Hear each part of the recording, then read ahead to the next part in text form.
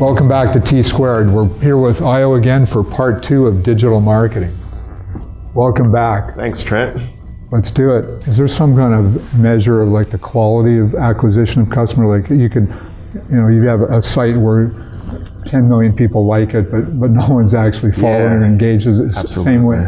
Apply the same way here to customers in terms of the quality of the customer? Absolutely. So besides volume, which you can have really high traffic on a site and be able to easily drive a lot of people to your website, if they're not converting, as you mentioned earlier, and that's measured through a conversion rate. And conversion rate is simply number of people who buy the product or do thing that you want them to do over the number of people who are coming to your site. So if you have a decent conversion rate, which you'll probably ask, but it fluctuates depending on your average order value, the type of product, even how effective your purchase funnel is on your website. A lot of variables. Yeah, so a ton of variables in that.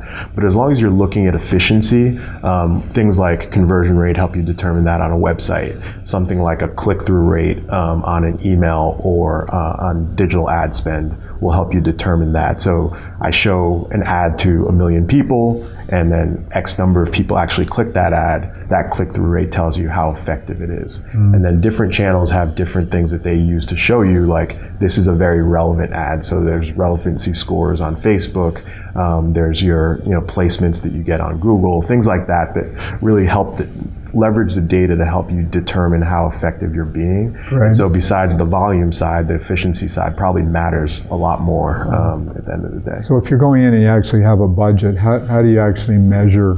I spend $1, I get, how do you measure sort of the... Yeah. So there's a few ways to think about that. One is initially determining what budget you want to test with. Most of the time, because all of these things are measurable, instead of saying, I'm all in, let me dump $1 million into ad spend this year, I would much more rather say over the next month and a half or whatever the time period is, I want to run a test. And based on that test, I'm going to set these guidelines. So I want to be able to acquire customers at $25, like we said. Right. If it's much higher than that, maybe that might not be the right channel. If it's lower than that, then you can pour more money into this to be profitable and start to scale it out a little bit. But we look at metrics like return on ad spend. So that tells you how much revenue you're making versus how much you're spending. We look at revenue metrics like cost per acquisition or cost per order. That tells you how profitable you can be on each item that you're selling. And that when that fluctuates a lot, so if you sell products that are different price points, you might want to use return on ad spend instead of a cost per order, because you might spend $50 today, someone spends $200 tomorrow. If you acquire them for the same amount, one might be much more profitable or might lose you money. So the beauty of this one is you can go in and test different areas. You don't have to blow your brains out on the budget to find out where the action is, and you can just apply the pressure to wherever the action is. And the numbers never lie, and I think a lot of people struggle to be able to understand what sort of metrics and data matters. And at the end of the day, we look at ourselves much more as data-driven marketers than like creative marketers, if you will, because numbers are never really subjective.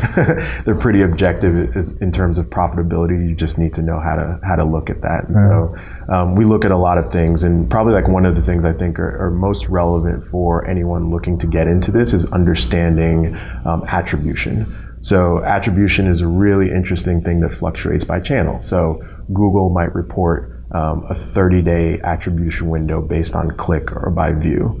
Facebook might look at a 1-day view and a 28-day click. And what that ultimately means is once someone sees an ad, that's a view through conversion, and then they go and buy 28 days later, do you actually want to count that purchase?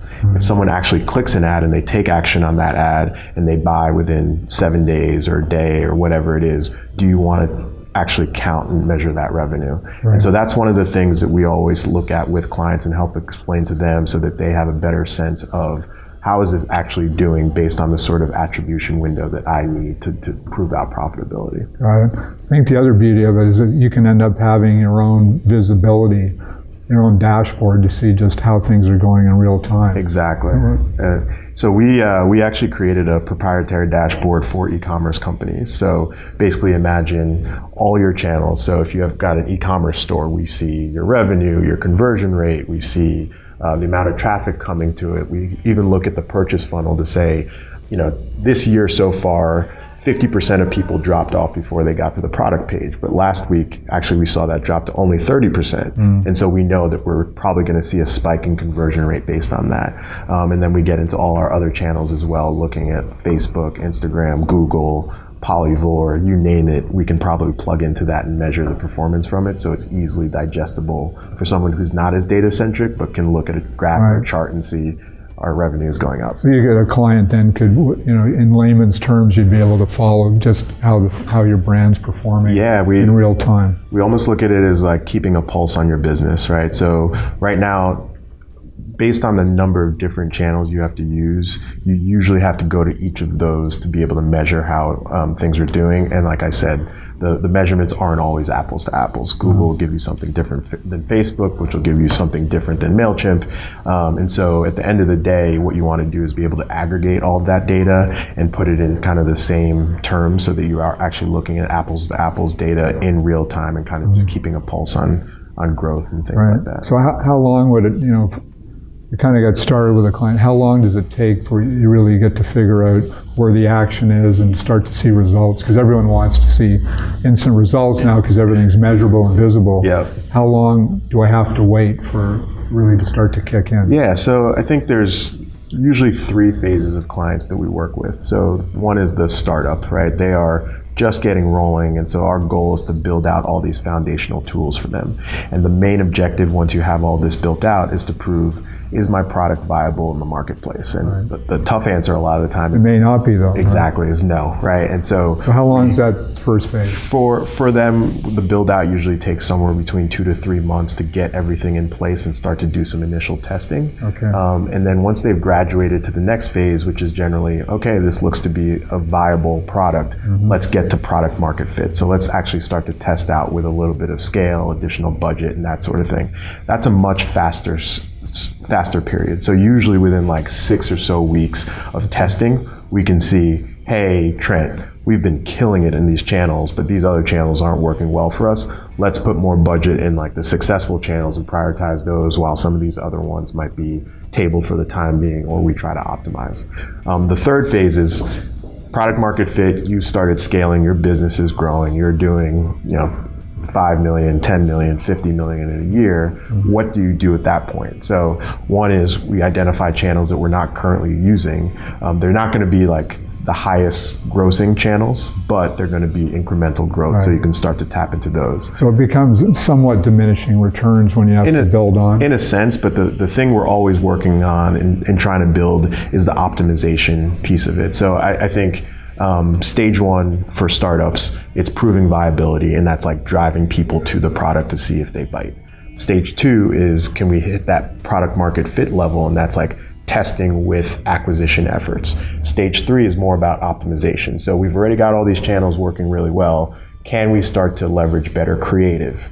Can we start to do A/B testing on copy or the images that we're using? Can we start to do conversion rate optimization on a website? And then if I can say our conversion rate is at 2% right now, and we get it to 3%, your revenue is growing by that, that's a home run. 50% already, just like that, if we're doing all the same things. So that's where the big wins come in for some of these higher level brands that have already been doing this for quite a little bit of time and have some successful channels. Right.